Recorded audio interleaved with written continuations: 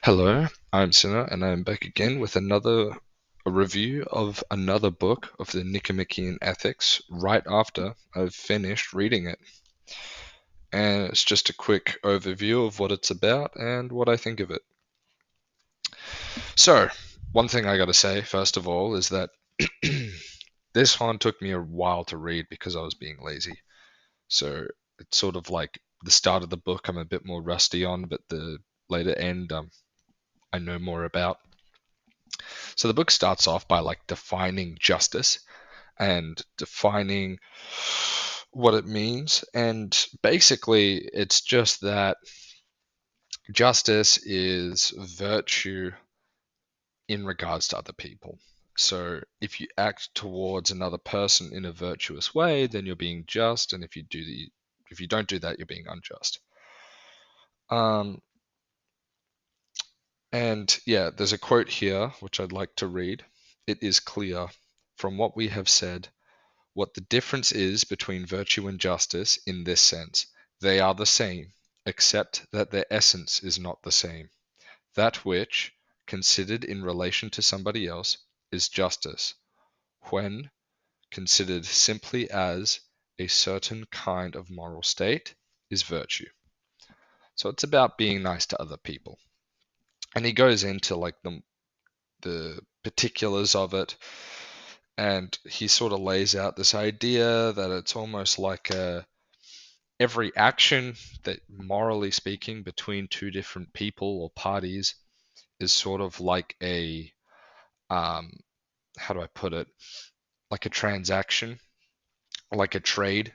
Even though it's obviously, if you're committing a, I don't know, murder, you're not actually, um, you're not trading anything. But the idea is that you are the the sort of relationship, the moral relationship between both of you is skewed, so you're getting what you want out of the relationship, which is him being dead, and he's getting the exact opposite, right, which is him dying.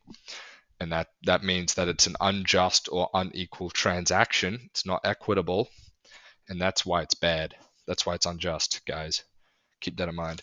And he also sort of implies at the end of this book that you can't be unjust to yourself, and therefore, if you commit suicide, you're actually not being unjust.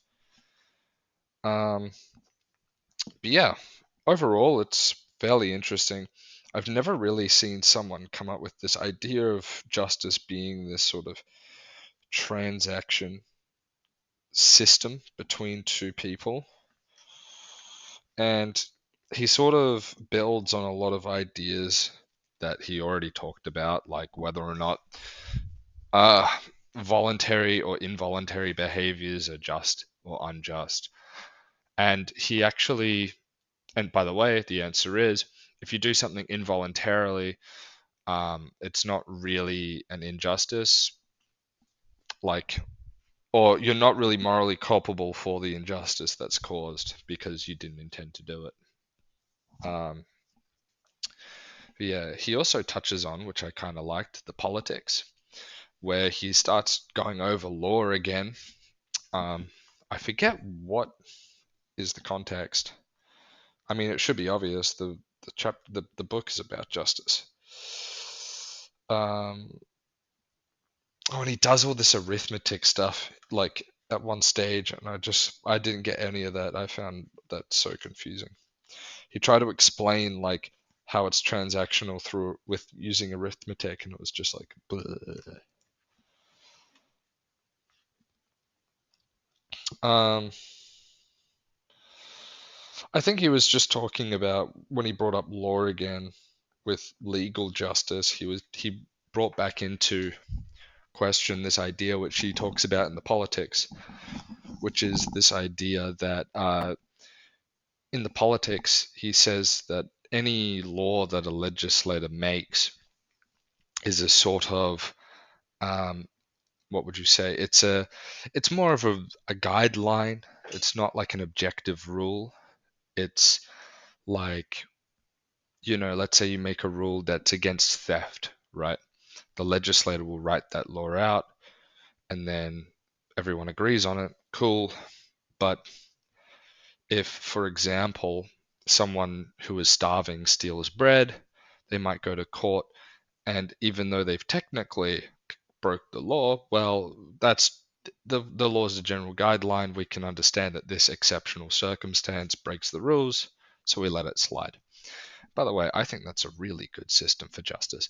I think the idea that we sort of have a legalism that's not based on the spirit of the law, so to speak, using religious terms, but the letter of the law. So we're like Pharisees with our modern day lawyers, where if you can get out of a technicality, then, well, actually you're innocent because technically you weren't breaking the law, and vice versa, right? Some people are completely innocent, and then they get in trouble because they've technically broken the law.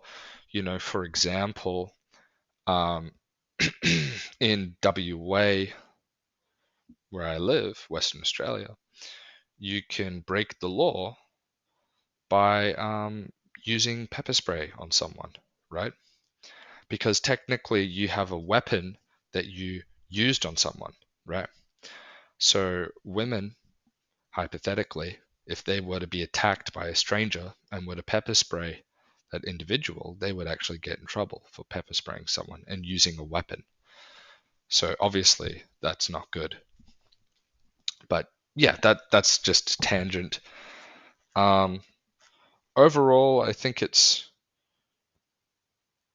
um, pretty good. I really did not understand the parts where he starts using math and geometry as an explanation for law. I really didn't get what he meant by that. Oh, one thing about equity is it's not that, because he talks about transactions between people, moral transactions or whatever, the relationship to make justice. Um, Equity is sort of, the word equity is used, but in the translation, but it really means something more like what is proportionate to the person, right? So, for example, you know, it's not like every time you're getting a one-to-one, you're getting what's fair, right? Because I don't really have a good way of explaining this, but it's pretty clear that in transactions of any nature, some person might get more than another person, but that's okay because because person A is, let's say, more deserving, so he gets more than person B, who is less deserving. Or maybe the situation allows for person A to get more because of, I don't know, some particular circumstance where it's fair in that particular circumstance. So he uses the term equitable a lot, and he sort of implies that sort of equitable treatment of others is justice, but he doesn't actually mean treat everyone the same all the time. Here's a good example for you with deserving, right? You would treat a person who is, let's say, held in high regard, who is honorable, perhaps your parents or perhaps a religious leader that you care about or whoever, you would treat him with more respect than perhaps you would treat some rude person who cut you off on the freeway. You know, that's an example, right? Obviously, you're going to talk and refer to those two different people differently, but you're being equitable still because it's in proportion to what they deserve. Yeah, I don't really have anything else to talk about. That more or less covers justice. Um, yeah. I don't really have anything else that comes to mind, so thank you for listening, and I'll see you in the next one.